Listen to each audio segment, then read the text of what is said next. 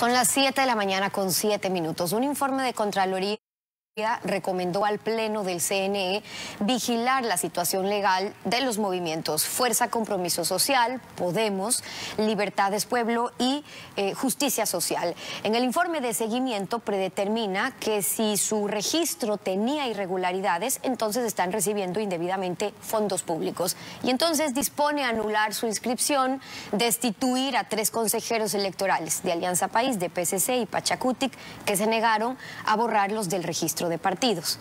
Y estas han sido las reacciones.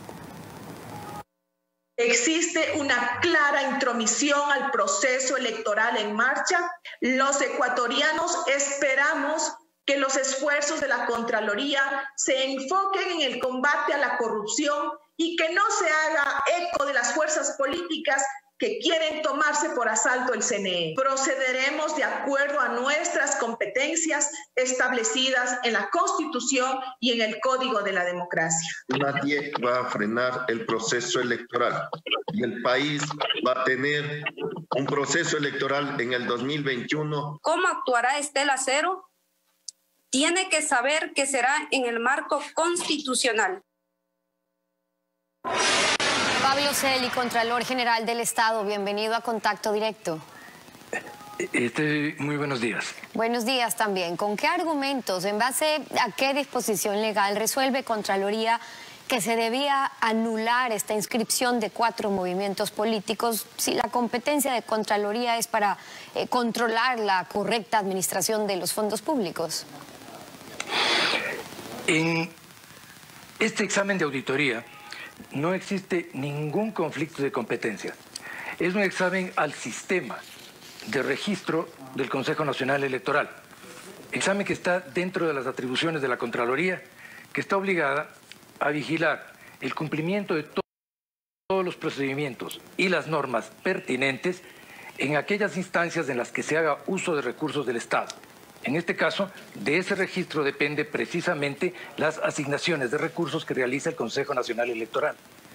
La Contraloría encontró un conjunto de inconsistencias en ese registro, entre las cuales están aquellas de haber incluido en este registro a agrupaciones que incumplían norma expresa, no solamente de la Constitución. El artículo 109 de la Constitución obliga, al igual que el 322 del Código de la Democracia, a que las agrupaciones tengan un 1.5% del último padrón electoral. En ningún caso la Contraloría ha actuado más allá de esta exigencia, señalando en un incumplimiento que tiene que ver, más vale, con las competencias que tiene el Consejo Nacional Electoral. Es competencia del Consejo Nacional Electoral, lo dictamina de manera clara el artículo 219 de la Constitución, vigilar la transparencia de los procesos electorales en el país. En agosto del 2019 ya se da el resultado de esta primera auditoría. Meses después verifican que el CNE no había cumplido con 7 de 19 resoluciones.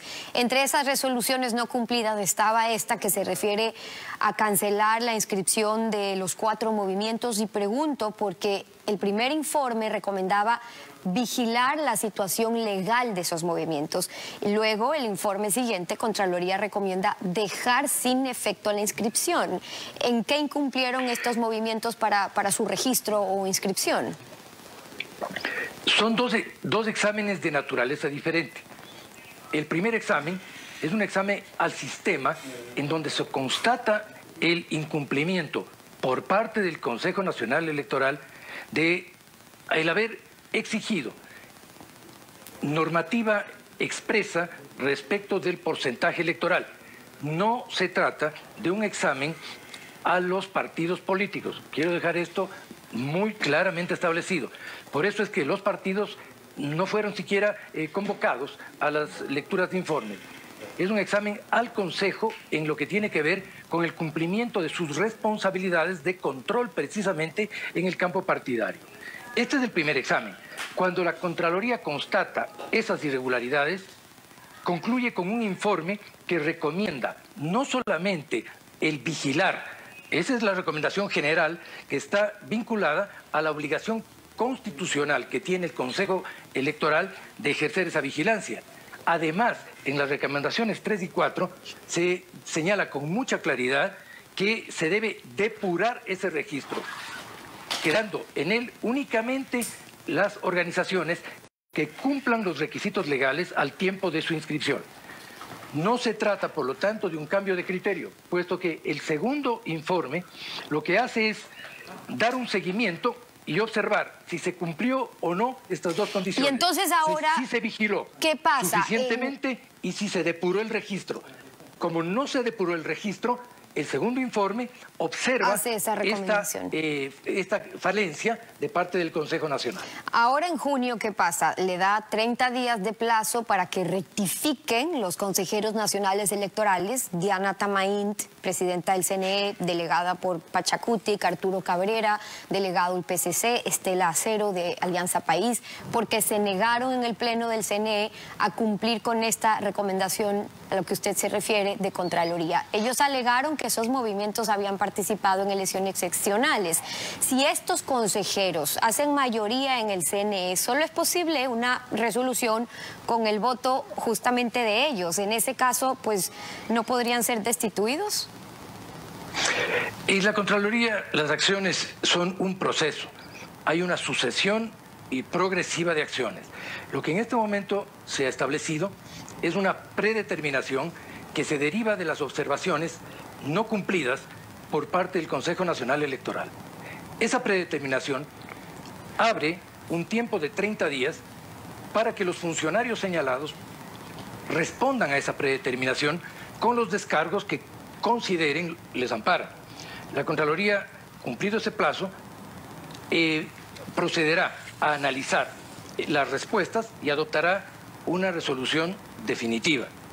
Yo espero que los funcionarios que están involucrados en este proceso, en el tiempo que la ley les da, es decir, en estos 30 días, puedan resolver ante la Contraloría el incumplimiento que ha sido observado. Resolver el incumplimiento, Contralor, ¿significa qué? ¿Que tienen que acatar su recomendación y que tienen que eliminar del registro a estos 4 partidos políticos?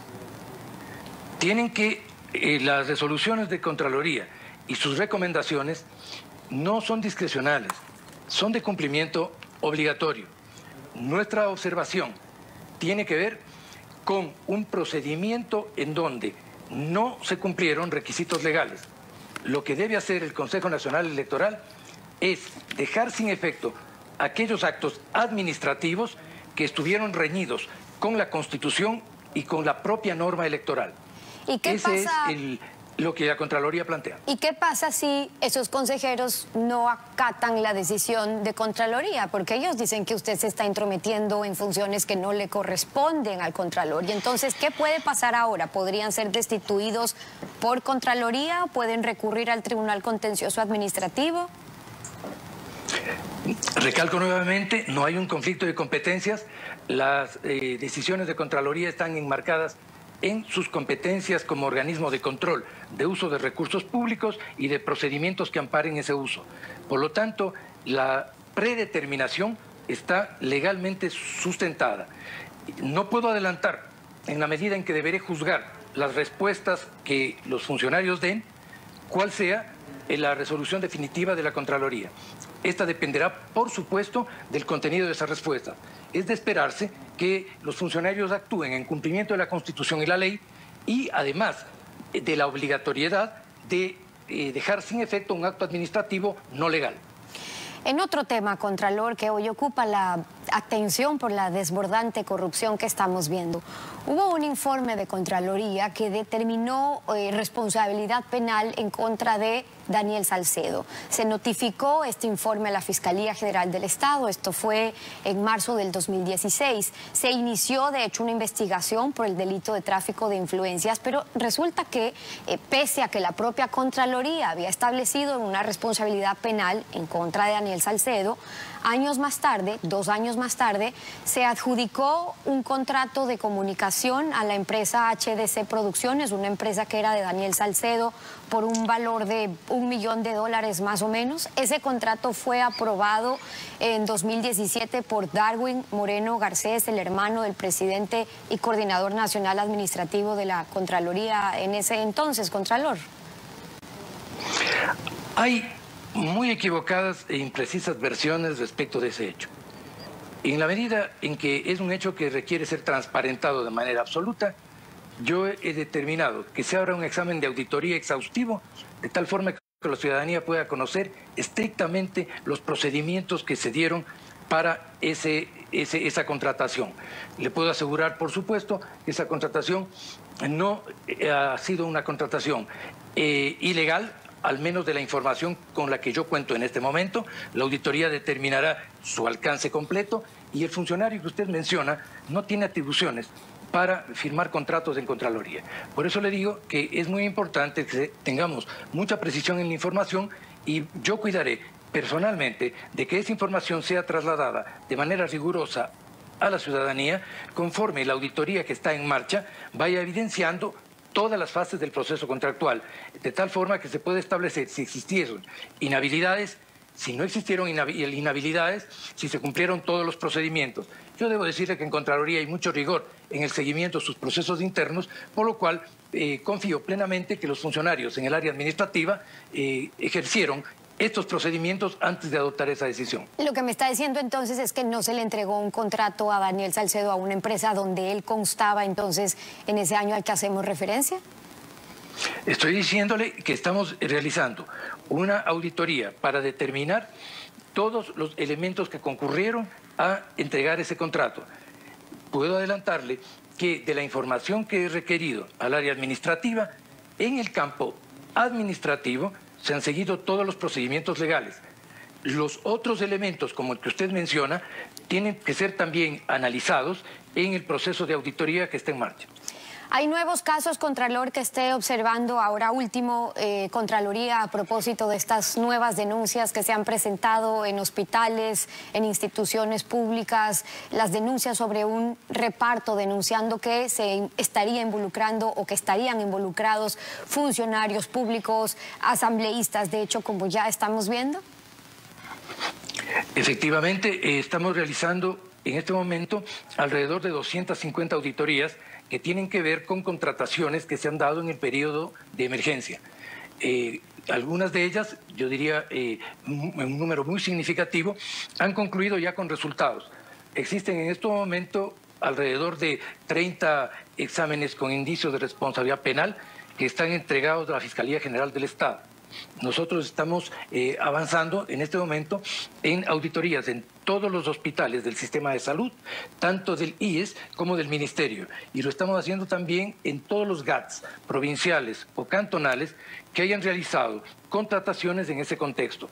He señalado en algunas ocasiones que, lamentablemente, en un momento en donde se debió cuidar los recursos públicos con extrema pulcritud, nos hemos encontrado con situaciones recurrentes de contrataciones direccionadas, de contrataciones que incumplen procedimientos, de contrataciones en las cuales se han incluido precios que están fuera del mercado y precios que están incluso fuera de contrataciones similares en otras instituciones.